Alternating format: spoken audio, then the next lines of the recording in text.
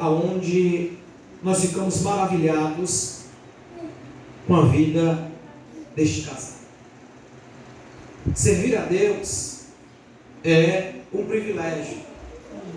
E quando a nossa casa serve a Deus, é um privilégio imensurável. Crente casa com crente.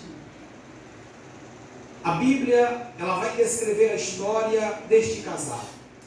Um casal que vivia no seu tempo irrepreensivelmente. O que significa isso?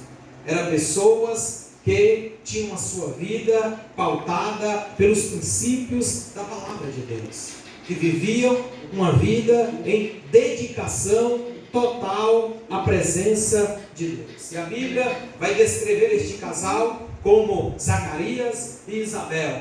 E é interessante que este casal, eles se casaram e ela era filha dos filhos de Arão, né? Então ela já tinha uma descendência de adoração, de altar, de estar diante da presença de Deus, e o seu esposo um sacerdote, um homem consagrado, um homem que tinha uma vida irrepreensível, um homem que vivia a adorar e a bendizer ao Senhor. E a Bíblia, ela vai descrever que já não eram mais jovens, mas um dia eles eram jovens e serviam a Deus com todas as suas forças, com toda a alegria de estar no templo do Senhor. Ele vestia as suas vestes sacerdotais para ali estar se apresentando diante da presença de Deus e oferecendo sacrifício a Deus. É importante, irmãos, nós permanecermos servindo a Deus na posição que Deus nos chamou. Amém, Jesus.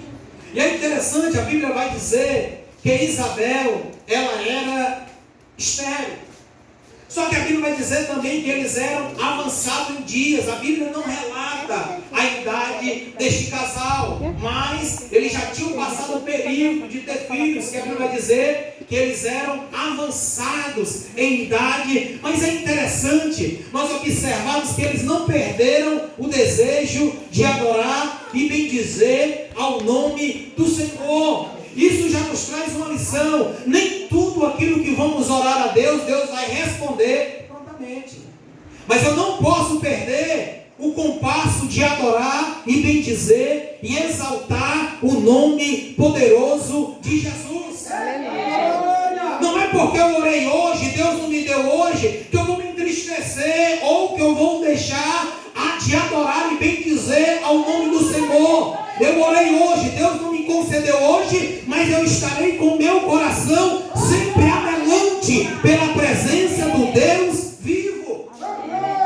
Porque o que nos movimenta é a presença de Deus, é o Espírito Santo de Deus sobre as nossas vidas, independentemente da situação que nós estamos passando. E culturalmente, na época em que o sacerdote vivia, era uma situação de vergonha. Hoje, talvez não seria tanto, mas na época que ele era sacerdote, era uma situação de vergonha, de que todo casamento, ele gerará frutos, todo propósito de um casamento, ele vai gerar filhos, para que a descendência, ela seja sustentada na terra, para que os descendentes cada vez mais cresçam e aprendam da presença de Deus. Mas é interessante que o sacerdote e a sua esposa permaneceram firmes, mesmo diante da vergonha, mesmo diante da provação.